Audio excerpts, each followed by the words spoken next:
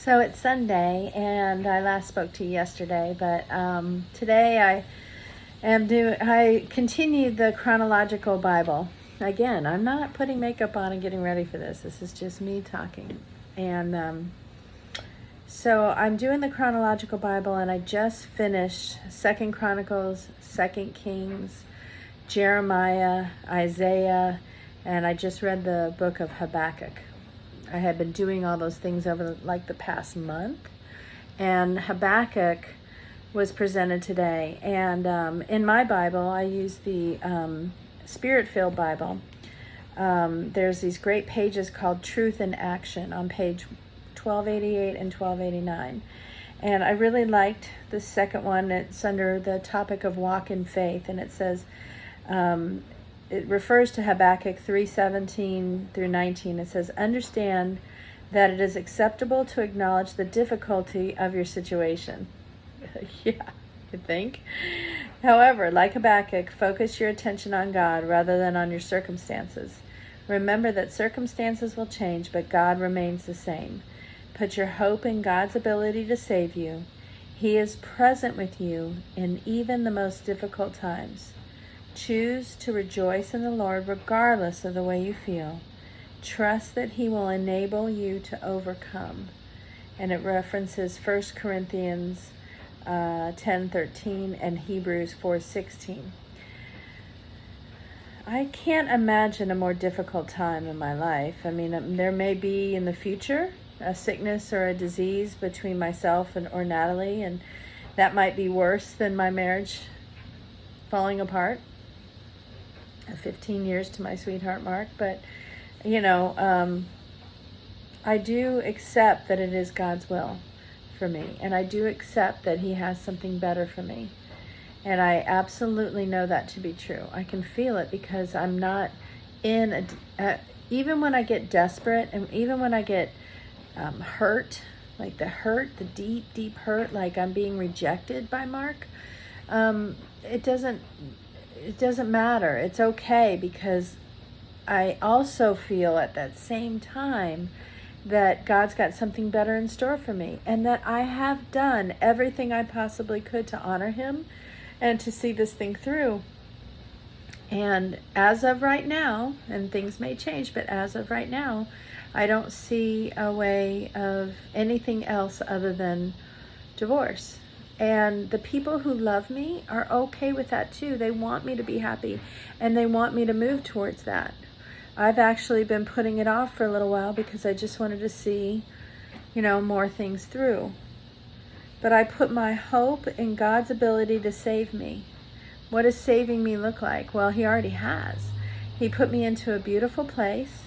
He saved me from staying in that house where I was unhappy. He saved me from being fearful and getting sick. I was getting sick in that house. He is present with me even in my most difficult times. He's here with me all the time. He never has left me alone. I feel Him here as deeply as I feel, and as real as I feel blackjack. Isn't that cute? Blackjack.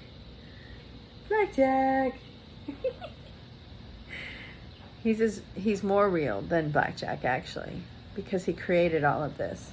His breath is in everything that is here, and every single part of this situation is of and through and for Him. So I think I was talking to a friend over dinner Friday night, and she was saying that she doesn't really have any passions. She hasn't determined her passions yet. She's in the search for what her passion will be. And as I sat there, I thought to myself, well, what is my passion? And the Word of God is it is such a passion to me that I feel like if everything else went away in my life, as long as I have the Word of God, I'll be okay. Because I get so much richness from reading and studying His Word. I don't just read it. I absorb it. I chew on it. I I go deeper. This morning I was looking at things having to do with King Cyrus. And because I got to the end of 2 Kings when all these kings had been bad, and I wanted to understand a little bit more about both Nebuchadnezzar and Cyrus outside of the Bible. So I found 2 books on Audible that I've now put in my wish list because I like listening to books while I walk and exercise and move around and drive when I have to drive places. So my passion is the Word of God. That's my number one passion. I love to exercise and I'm learning my sax, but those are not my passions. This is my passion. And I really could spend, if he were to take away the work of my hands, and if he were to take away, the work of my hands, I would just turn right here and I would just study, because there's so much to study. In fact, I keep a little page in my phone. I keep a note of the topics I want to study. And I have a basket down here of books I want to read, which I haven't done yet. Let's go lower.